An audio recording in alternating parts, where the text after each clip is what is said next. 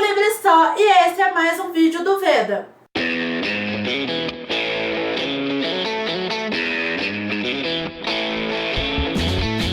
O vídeo de hoje é um debate sobre um assunto que eu já quero falar com vocês há muito tempo: preconceito literário. Antes de eu começar, eu já quero convidar todo mundo que está me assistindo a utilizar os comentários aqui embaixo e deixar a sua opinião sobre o assunto.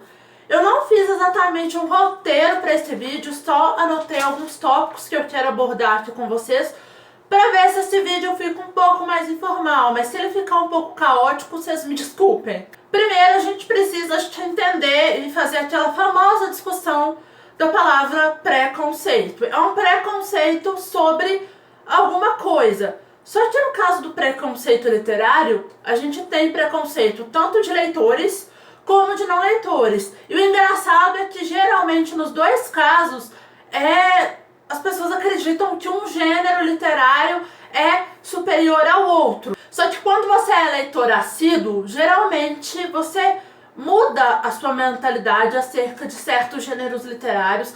Um, porque você vai lendo mais e vai abrindo mais a sua visão de mundo, e outro porque você passa de fato a respeitar o gosto literário daquela pessoa. Pelo menos foi o que aconteceu comigo, gente. Eu tentei ler a trilogia 50 Tons de Cinza, comecei a ler o primeiro livro, parei antes da página 10, porque eu achei ruim. Só que qual a associação que eu fiz na minha cabeça na época? Se alguém chegava pra mim e falava: eu gosto de 50 Tons de Cinza, eu gosto de livros eróticos, eu já ficava meio assim pra pessoa e pro gênero literário da pessoa. Tipo, eu achava que o meu gosto literário era muito melhor do que o dela.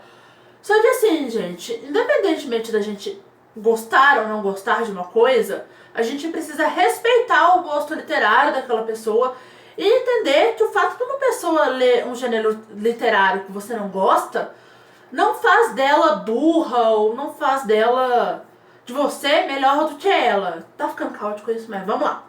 Só que, por exemplo, no caso de não leitores, eu não consigo entender preconceito literário, porque pra você dizer que você não gosta de alguma coisa, e aí é diferente de abominar, não sei o que, pra você dizer que você não gosta, você precisa conhecer aquela coisa. Quem faz isso antes de conhecer isso, pra qualquer coisa, gente, sei lá, música, por exemplo. Quem fala que não gosta de um determinado gênero musical, tem que ter escutado pelo menos uma música daquele gênero pra falar se gosta ou não, porque você vai ter tido contato com aquilo. Só que no caso de quem nunca leu, eu não consigo entender por que a pessoa tem preconceito literário, já que ela não lê.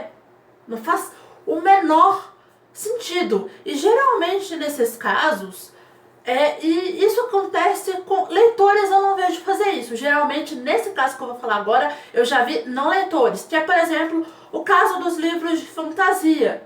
Quando você fala pra alguém que você gosta de livros de fantasia, isso eu falei no meu vídeo de absurdo que os leitores ouvem, vou deixar o vídeo nos cards.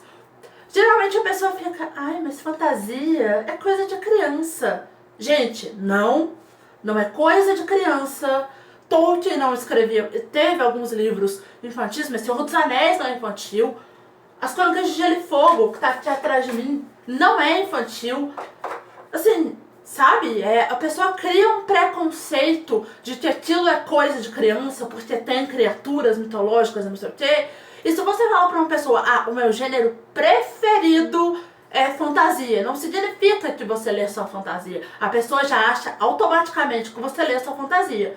Comigo já aconteceu de gente que conhece a minha coleção de livros, já viu a minha estante, viu que não tem só livros de fantasia. A pessoa não precisa conhecer muitos títulos, mas sei lá, se ela vê aqui Sherlock Holmes, ela sabe que não é de fantasia. Jogos Vorazes, ela sabe que não é de fantasia.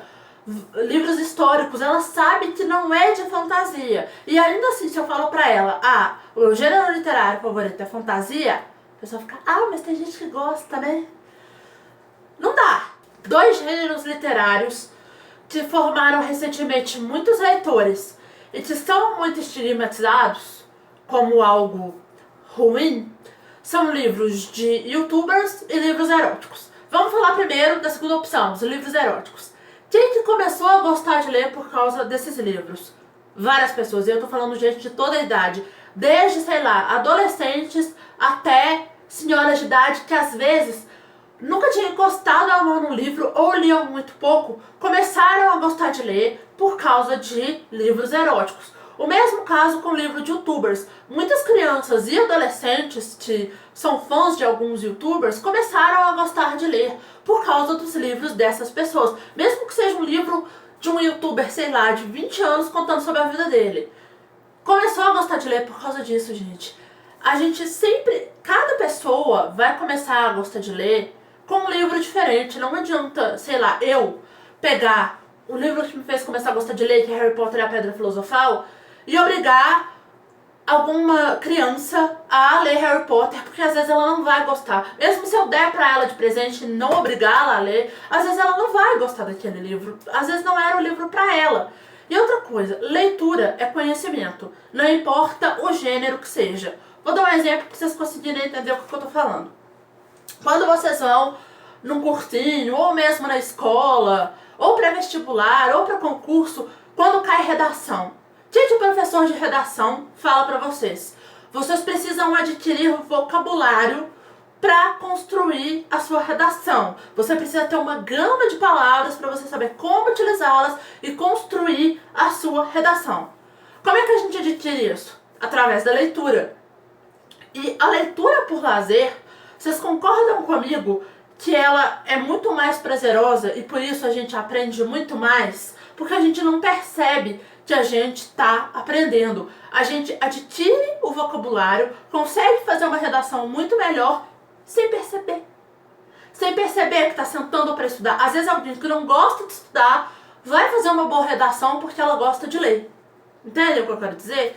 Então assim, e outra coisa, né, gente? Muitos livros têm público-alvo, né? Fantasia, eu acabei de falar que as pessoas falam que é coisa de criança, mas tem fantasia para adulto. Enfim, isso não é o caso. Mas, por exemplo, vou dar um exemplo aqui de uma pessoa que tem um grupo de fãs gigantesco e que realmente vai atrair mais esse público mesmo, que é a Larissa Manoela. Onde ela vai, tem 500.999 crianças e adolescentes atrás dela. Ou mais, né? 500.999 é pouco. Ela escreveu, acho que 2 ou 3 livros, se eu não me engano. Quem é que vai ler os livros da Larissa Manoela? Mesmo que seja, sei lá, o livro dela contando sobre a vida dela. Eu não sei se o livro dela é esse, mas enfim. Crianças e adolescentes que às vezes ou leem muito pouco ou não conheceram a leitura e vão conhecer por meio do livro da Larissa Manoela. Agora o que eu não posso fazer é eu, uma adulta, olhar para uma criança que está lendo um livro que é para o público dela e falar que ela não deveria estar lendo aquilo. É óbvio que ela tem que estar lendo aquilo. É aquilo que vai fazer com que ela desperte o interesse dela pela leitura e vá ler outras coisas. Então, assim, não desmereçam nenhum tipo de livro, porque, assim, ele forma novos leitores, independentemente do gênero literário. Ele faz as pessoas adquirirem conhecimento. E, assim, o nosso gosto literário, ele vai se diversificando com o tempo, gente. Isso é absolutamente normal. Não dá pra você querer que uma criança de 10 anos chegue na livraria e tá lá, o livro da Larissa Manoela, e se ela é fã da Larissa Manoela, principalmente, e, sei lá, Dom Casmurro. Ela não vai. E pedir pra mãe dela o livro do Dom Casmurro. Não vai. Do Machado de Assis, tá, gente? Livro do Dom Casmurro. Oh, meu Deus. Não vai. Sabe? Pode até ir, tá? Eu não tô falando que a criança que faça isso seja normal e tal. Mas a maioria das crianças e adolescentes vai ter contato com grandes clássicos na escola, quando faz leituras obrigatórias. E aí crianças e adolescentes que estão me assistindo, não torçam o nariz pra esse tipo de livro, porque você tá sendo obrigado a ler, tá? Com o tempo você vai ver que ler essas coisas também é legal. Leia como um lazer, não tenha em mente que é uma obrigação, e aí a sua leitura vai ser muito mais prazerosa. Ela não vai ter contato, essas crianças e adolescentes, elas não vão ter contato com esses grandes clássicos da literatura brasileira por interesse próprio, a menos que os pais dela tenham incentivado ela a isso. Eu, por exemplo, eu não tive leitura obrigatória na escola. Nenhum professor me forçou a ler Machado de Assis, nenhum professor me forçou a ler Guimarães Rosa, nenhum professor me forçou a ler Lima Barreto, José de Alencar, nada disso. Tinha alguns livros que as minhas professoras levavam pra gente ler ali na hora, mas eram aqueles livrinhos, aquelas versões resumidas que o governo fazia um tempo atrás, sabe? Era aquilo e geralmente eram livros mais adaptados para a nossa linguagem, então era mais legal e geralmente eu conseguia ler em uma hora, porque eram livros fininhos. Mas assim, eu nunca fui forçada a ler Dom Casmurro, por exemplo. A vontade de ler esses tipos de livro clássicos, independentemente de nacional ou não, surgiu em mim com o tempo. Vou deixar até meu vídeo de clássicos lidos em 2017 aqui nos cards para vocês assistirem. E eu acho que foi o ano que eu mais li clássicos, pelo menos que eu tava prestando atenção e que eu tava, de fato, atrás de ler isso, sabe? Assim, lógico, eu leio tipos de clássicos muito específicos, vocês vão ver, mas eu tenho vontade de ler outras coisas. Hoje em dia, eu adulta e já com uma bagagem de leitura maior, eu tenho muito mais interesse em ir ler a sinopse desse livro. Porque mesmo eu não tendo sido obrigada a ler livros clássicos, porque todo mundo falava que era chato, eu acreditava quando eu comecei a ser leitora. Hoje em dia eu já não acho isso mais. Eu pego um livro e eu olho pra ele. Mesmo um livro erótico, que é um gênero que eu não gosto tanto. Tá, deixa eu ler a sinopse, deixa eu ver como é que esse livro tá abordando esse assunto. Se a sinopse dele me interessar, gente, eu vou ler, não importa o tipo de livro que ele seja. Outra coisa que é muito comum também é preconceito com o autor. Sei lá, a Stephenie Meyer, por causa de Crepúsculo, ninguém mais... Sei lá, ela tem A Hospedeira, que é um livro muito bom. Poucas pessoas leram. Eu não sei como é que tá a leitura de Alquímica, mas assim, se você fala pra alguém que você leu Crepúsculo, e eu li Crepúsculo, a pessoa fica... Ai, você leu Crepúsculo? Os livros do Dan Brown. Outro exemplo. Se você fala pra mim que você gosta de Dan Brown, não. Você não pode gostar de Dan Brown. E às vezes é uma pessoa que nunca leu Dan Brown, porque os livros do Dan Brown, a gente consegue ver que ele fez uma pesquisa histórica impecável, assim. Eu aprendi muito sobre história da arte, sobre história mesmo, lendo os livros do Dan Brown. Por isso que eu gosto muito dos livros dele. O Paulo Coelho, por exemplo.